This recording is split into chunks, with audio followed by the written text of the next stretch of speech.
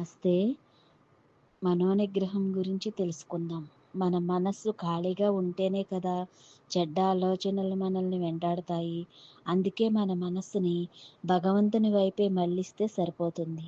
ఏదో ఒక మంత్రాన్నో లేదా శ్లోకాన్నో ఎప్పుడూ లోపల స్మరిస్తూ ఉండాలి. ఒకేసారి చాలా పనులపై కాకుండా ఒకే విషయంపై దృష్టి పెట్టి సాధన చేయడం ద్వారా మనస్సును నియంత్రించొచ్చు.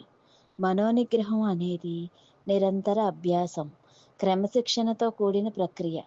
నిరాశపరిచే వాటికి బదులుగా అనుకూలమైన వాటి కోసం ఆలోచించడం, మాట్లాడటం ద్వారా మనస్సును నియంత్రించవచ్చు.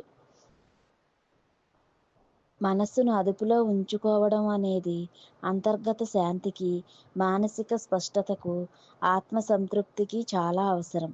ప్రతిరోజు క్రమం తప్పకుండా ధ్యానం చేయడం వల్ల మనసులో ఆలోచనల వేగాన్ని తగ్గించి ప్రశాంతంగా, స్థిరంగా ఉండవచ్చు.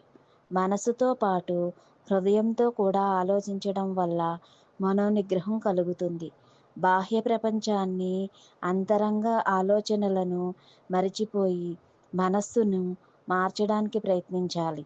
ఏదైనా ఒక సమస్య వచ్చినప్పుడు వెంటనే స్పందించకుండా నిదానంగా ఆలోచించి సరైన మార్గంలో నడవటం వల్ల మనోనిగ్రహం పెరుగుతుంది. ఇంద్రియాలను మన ఆధీనంలో ఉంచుకుంటే మనోనిగ్రహం కలుగుతుంది. శ్రీ పరంజ్యోతితో మైత్రి అనే ఛానల్ను లైక్ చేసి, షేర్ చేసి, సబ్స్క్రైబ్ చేయండి. ధన్యవాదాలు.